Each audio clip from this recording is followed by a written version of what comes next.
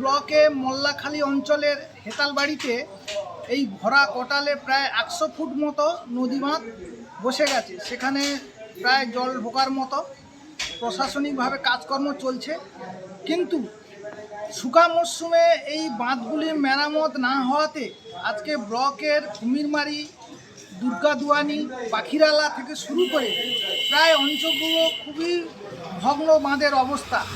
আমরা দীর্ঘদিন ধরে নদী বাঁধ ও জীবন জীবিকা রক্ষা কমিটির পক্ষ থেকে এবং সাধারণ মানুষের পক্ষ থেকে আমরা দাবি করে আসছি যে এই সুন্দরবন অঞ্চলে কংক্রিটের নদী বাঁধ অবশ্যই করতে হবে, কিন্তু প্রশাসনিক বা সরকারের গাফিলতিতে আজও পর্যন্ত কংক্রিটের বাঁধ শুরু হয়নি। সামান্য কয়েক জায়গায় হলেও আগামী কোটালেও